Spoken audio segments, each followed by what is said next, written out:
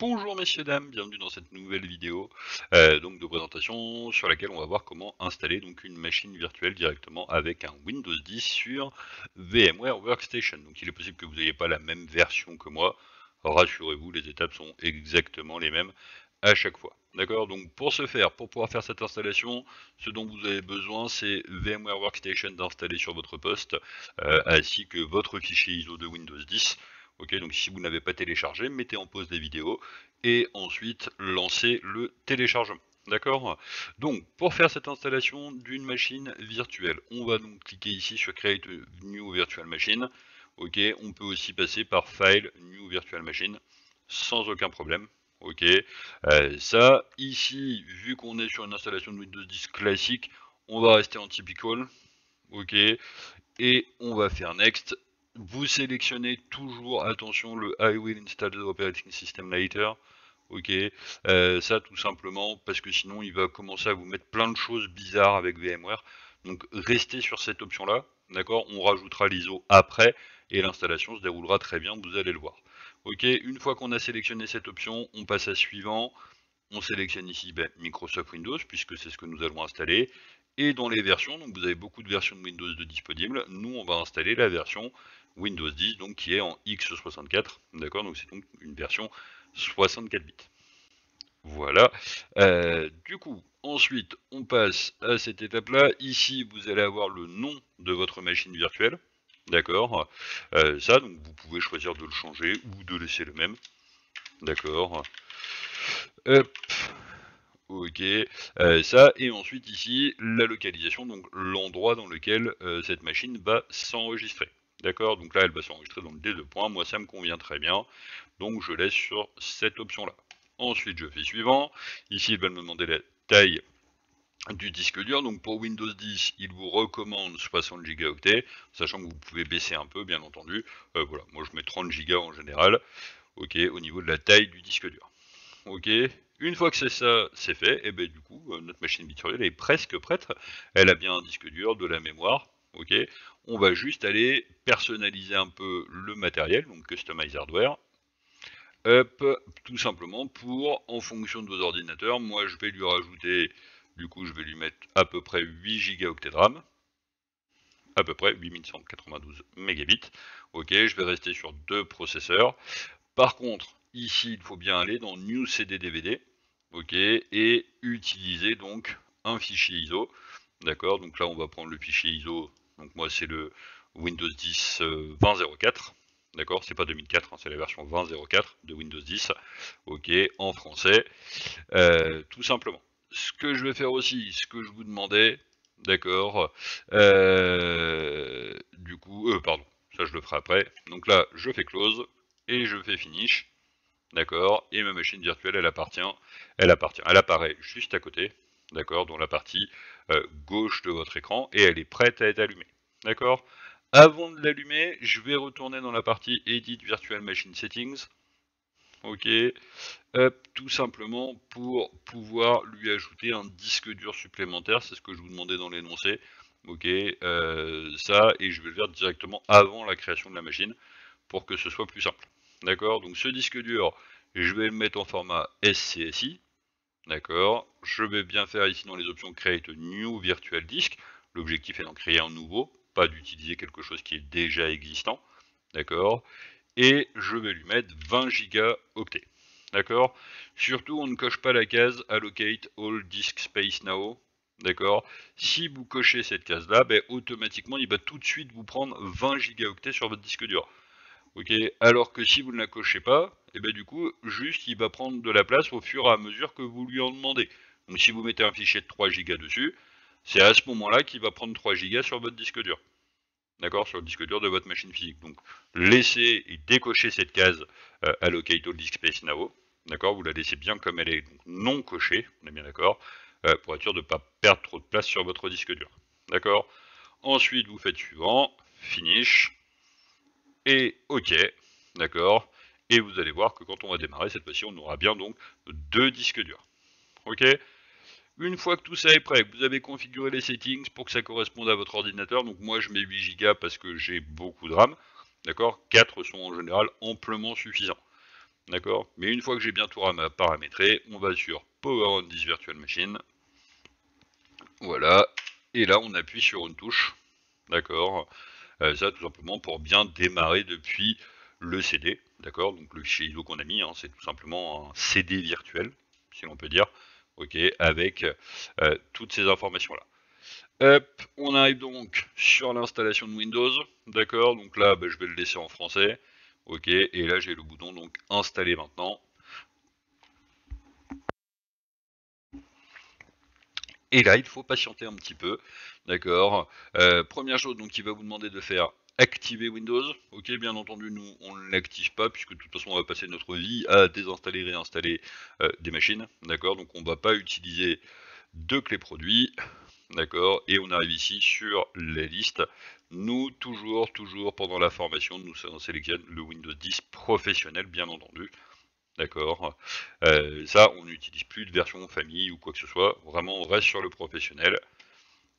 Et on fait suivant. Vous prenez le temps de tout lire, bien entendu, au niveau des conditions générales. Je suis persuadé que vous le faites bien entendu à chaque fois, avant de cocher cette case. Ok, c'est comme quand on va, je sais pas moi, pour signer un contrat. D'accord, bah on essaye de lire le contrat avant de le signer, c'est mieux. Non, pour être franc, je crois que personne n'a jamais lu ça. Mais bon, c'est pas grave. Nous, on fait suivant. D'accord. Ici, deux options de proposer, soit une mise à niveau ou personnaliser. Nous, on va passer par personnaliser puisque l'objectif est d'installer Windows. D'accord. Tout simplement. On arrive ensuite sur le choix au niveau de l'espace disque. D'accord. Donc l'espace disque où vous souhaitez donc installer Windows. Mais bien entendu, vu que j'ai rajouté deux disques durs, bah, il me propose les deux disques durs, d'accord, directement.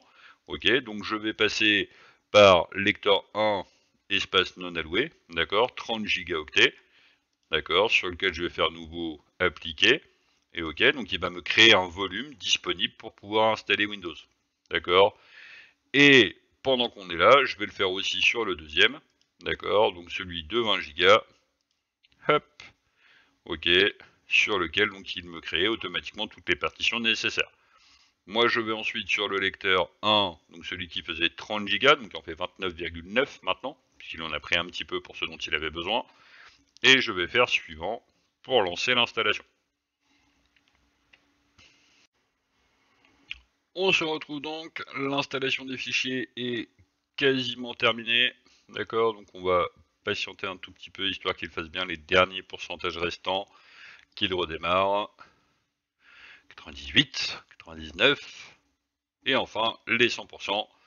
Ok, donc là il lance l'installation des fonctionnalités, des mises à jour au cas où il en aurait, mais normalement il n'en a pas.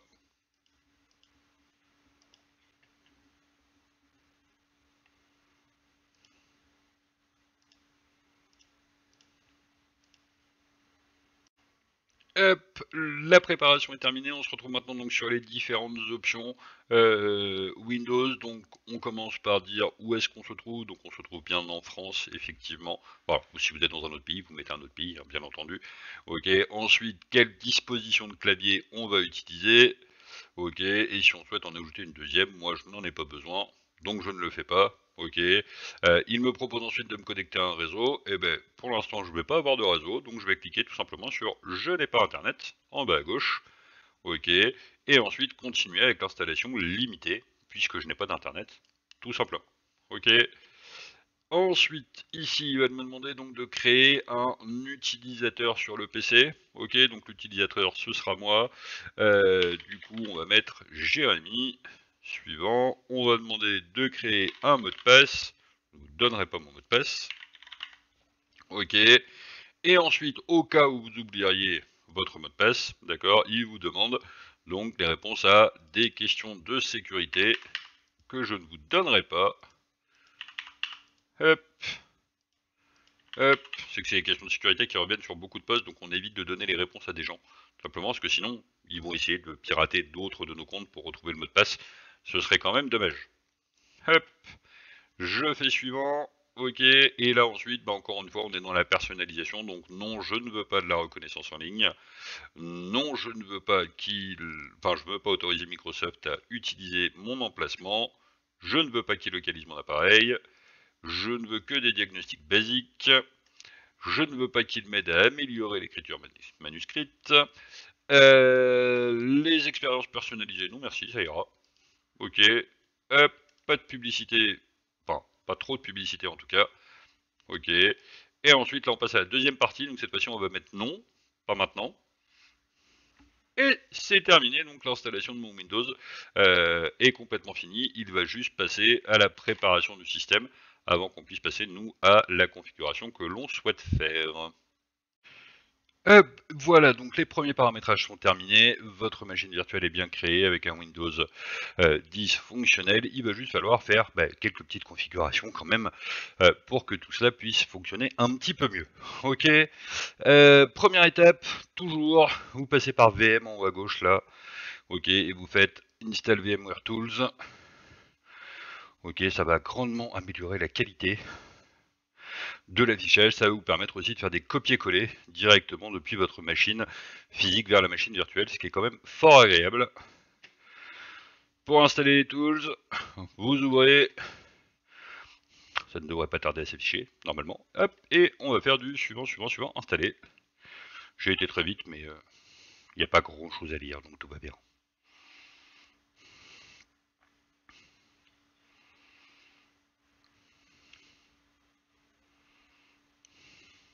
Hop, voilà, c'est quand même plus joli. On fait terminer, et on va cliquer sur non par contre, on va pas redémarrer tout de suite. D'accord. Ça, on va le laisser comme ça pour l'instant. Ok. Donc la deuxième étape après avoir configuré les tools. Ok. Déjà, aller s'assurer que notre disque dur est bien présent.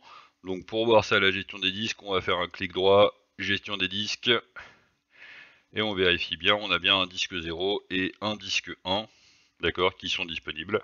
Ok. Donc pas de souci. On a bien nos deux disques durs dont on avait besoin. Ok. Ensuite. Deuxième étape, on va s'occuper un peu de la connexion réseau, parce que là, ça n'a pas l'air de quand même de très bien marcher. Ok, donc pour ce faire, la barre de recherche, ncpa.cpl, ok, on arrive ici sur notre carte réseau, et là, on va faire un clic droit, propriété, et on va aller configurer le TCP/IP v4, d'accord, et on va aller lui mettre ce qu'on appelle une adresse IP donc fixe, ok. Pour retrouver l'adresse IP fixe, ce que vous devez utiliser, vous allez en haut à gauche dans VMware, dans Edit, Virtual Network Editor, ok, hop, et ici vous sélectionnez donc le NAT, d'accord, puisque le réseau qu'on utilise nous c'est du NAT, ok, et ici vous avez le subnet IP, donc l'adresse IP du réseau, donc 192.168.57, d'accord, le dernier octet est réservé aux machines, donc c'est ce dernier octet là que je vais modifier, d'accord, tout simplement.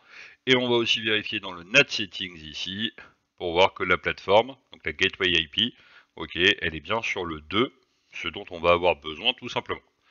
On peut annuler une fois qu'on a vérifié, donc on va utiliser le 192.168.57, et moi je prends tiens, le 10 pour cette machine-là. Le masque de sous-réseau, il est bon. La plateforme, je viens d'aller la voir, donc c'est 192.168.57.2. Et pour l'instant, vu que nous n'avons pas encore de serveur DNS, notre serveur DNS c'est tout simplement VMware, donc c'est notre passerelle, donc c'est le point 2. Ok, je valide, je fais OK. Est-ce que je veux autoriser les autres PC et appareils de ce réseau à détecter votre PC? Bah oui, puisque je suis sur mon réseau à domicile, donc aucun problème là-dessus. Hop. On va regarder, et là, normalement, au niveau du réseau, ça devrait se mettre à jour tranquillement. On va essayer d'ouvrir une page internet. Ok, et là, si je vais par exemple, je vais taper Chrome. Vous voyez bien, j'ai bien internet, pas de souci, et voilà, le petit écran est apparu. D'accord, j'ai finalisé ma première configuration, j'ai installé mes tools, j'ai du coup mis un accès à internet sur mon poste. D'accord, la seule chose qu'il me reste à faire, c'est hop, voilà, si je fais des fautes en plus, ok, c'est d'aller dans la partie à propos de votre PC. D'accord, hop, ok, puis ensuite, donc soit vous avez directement le bouton ici, renommer ce PC, entre parenthèses, avancé, D'accord. Sinon, vous avez en haut à droite le bouton Information système.